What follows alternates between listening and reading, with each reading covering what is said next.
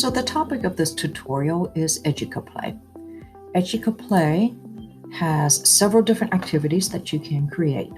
And it has a free version and a premium version. And I'm just only going to go over the free version today. And to be honest with you, there's so many things available under free that you don't need to worry about the premium. So just make an account through Google, and then you'll have your little icon up here. And when you click on it, it takes you to your dashboard.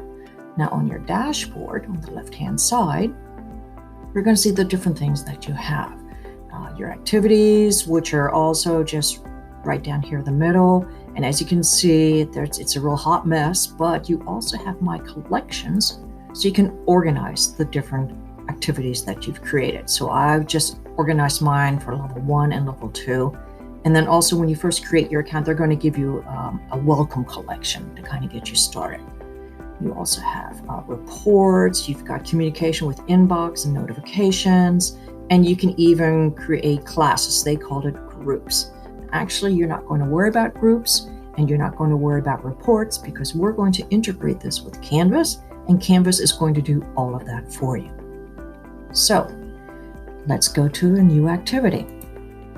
They have up to 16 different activities that you can create, and you have some basics, you have puzzles.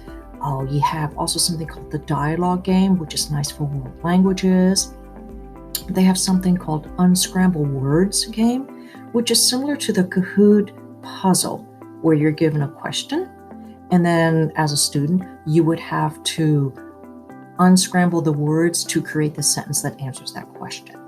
There's also a video quiz, which is like Edpuzzle, and a slideshow, which it would be like Google Slides. So to create your activity, just click on the one you want to make. Choose your language. So if you're a world language teacher, you're going to change it. Give it a title. My practice title.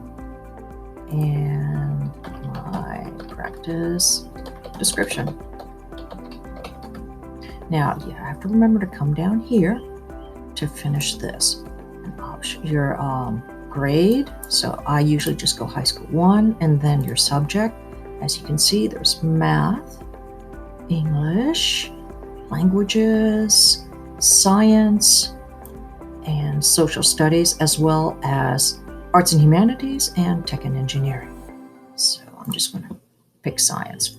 Physics. Ooh, I hate physics. So anyway, now we go to next. And if you forget something, it will tell you.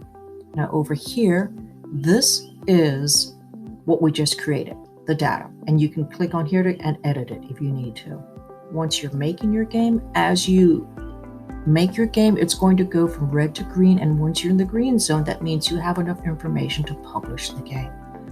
There are also tutorials. I would recommend just watch the tutorial before you actually make your activity. And then you can publish it when you're done. And that is how you can work in Educaplay.